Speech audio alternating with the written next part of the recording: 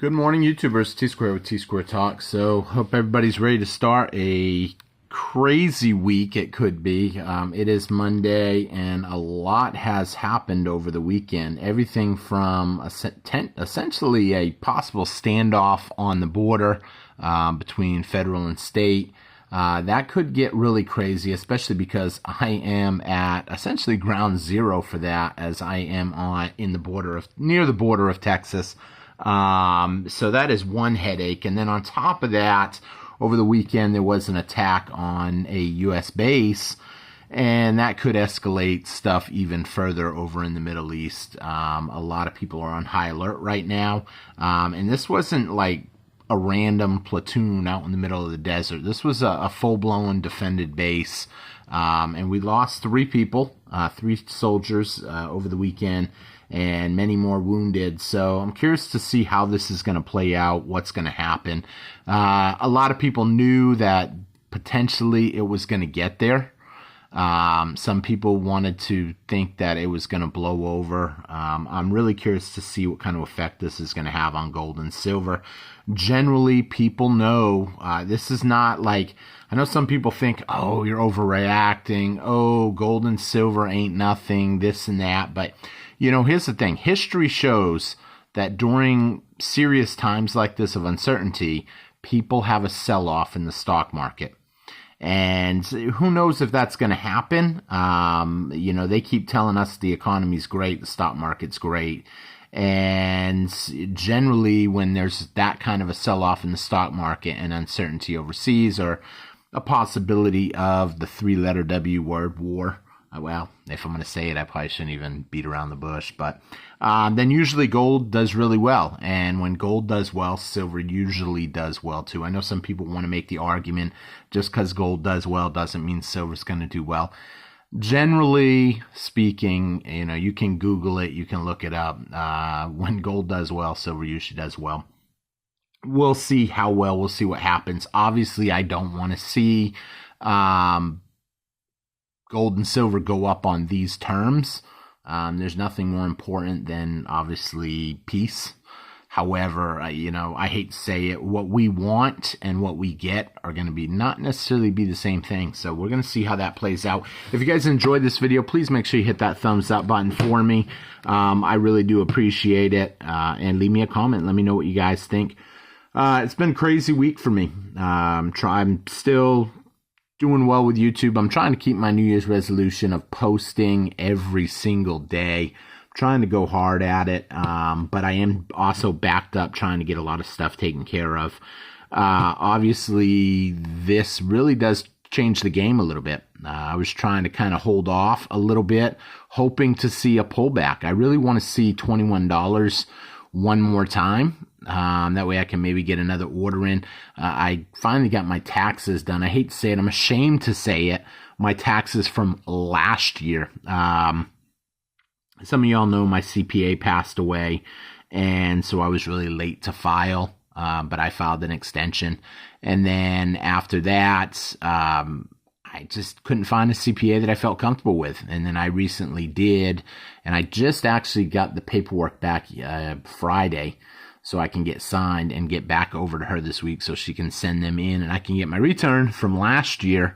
That way I can put it towards this. So I'm really hoping we don't see a big jump anytime soon. A lot of talk obviously going on right now about potential reset coming up not too far down the road.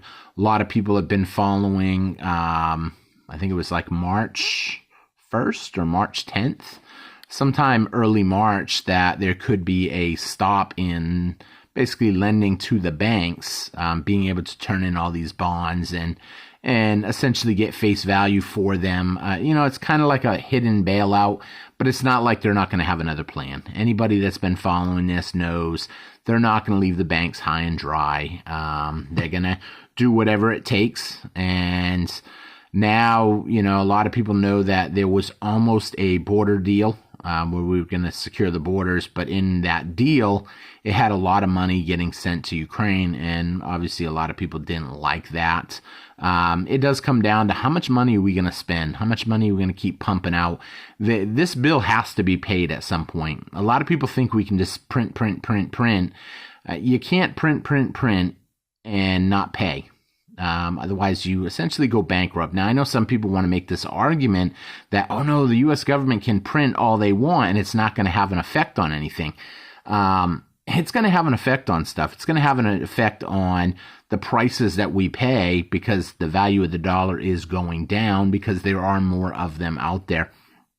But not only in that sense, also now we're starting to have to see oil tankers get sent all around Africa, Cape Horn, Africa, and then come back up and move wherever they got to go. So, I mean, now that extra cost, obviously I'll say undependability of fuel could really cause some major problems too. And if all of a sudden oil prices spike and skyrocket, and I know some people might be like, how's it going to affect us?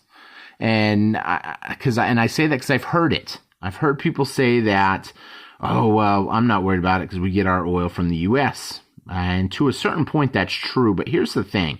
What are big oil companies going to do when all of a sudden countries away from us are paying, even down in South America, if they're paying top dollar for oil, you know, all of a sudden oil just all out spikes, $200 a barrel or some crazy number, gas is going to go up too. And here's the thing. They're going to end up having to send some of that to different places. We're not going to leave our European allies out in the cold, high and dry.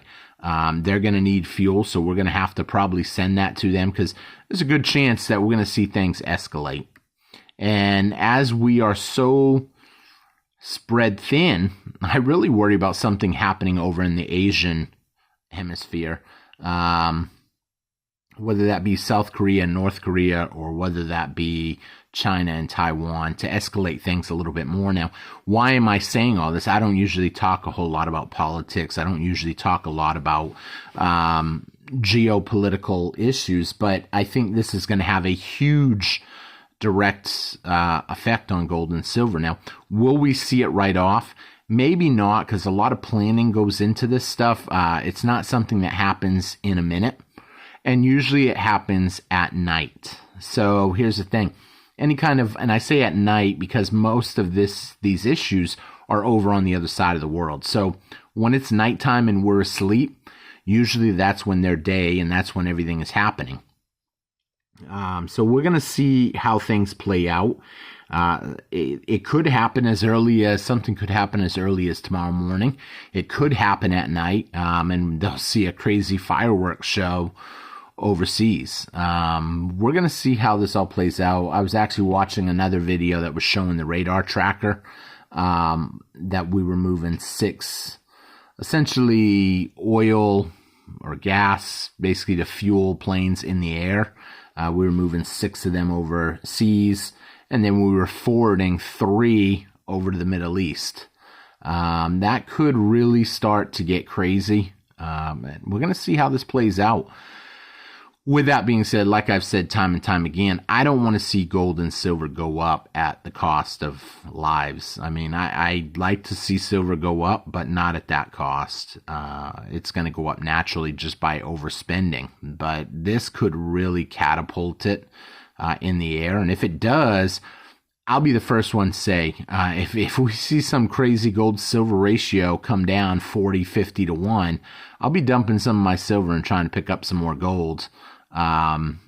Because the demand will be high. And right now, I mean, there's been a shortage on silver. Anybody that doesn't see it, right now it's kind of taking a little bit of a break because there's a lot of YouTubers out there saying that people aren't buying. And, you know, when I read the comments, I hear people say they're waiting for a little bit of a pullback. I ain't gonna lie, I'm waiting for a little bit of a pullback, but I put my orders in this month to add to my stack. Not much, a couple little orders. But if, you know, I'm going to see what happens. I really hope nothing happens, because, like I said, we're in a thin spot right now. Our troops are thinned out around the world. Some people might say that I'm a little biased, and maybe, you know, I'm because I invest in gold and silver, that maybe I'm a little bit of a fearmonger. And that's a possibility, that maybe I am worried, and therefore that gets projected to you guys. I actually talked to a gentleman the other night, and he's like, he don't really like a lot of these economists that I follow. Ray Dalio, he don't like him. He says he thinks that he spent too much time in China, and therefore he has money invested in China, and so his opinion really is going to be biased. Rich Dad, Poor Dad, Kiyosaki, he's against him. He says he thinks he's arrogant and stuck up. I don't get that vibe from him. I think, you know, he seems like a great guy. Is he proud of what he's accomplished? Absolutely. I mean, you know, you go from essentially nothing to something, you've got something to be proud of a little bit. I'm not saying go out there and flaunt it as much maybe as some people do, but I don't get that vibe from him. I get that, you know, he's trying to help people. He's telling you, you know, gold and silver, the same thing that I say I think will happen. I think we're going to see gold and silver go crazy. Yeah, granted, he was buying gold when it was $35 an ounce, so he was doing phenomenal with it. But obviously, I'm going to keep an eye on this, and we're going to see how this plays out. But like I said, it's something to worry about, and we're going to see. With that being said, leave me a comment. Let me know what you think. You think this is going to blow over? You think this is going to escalate?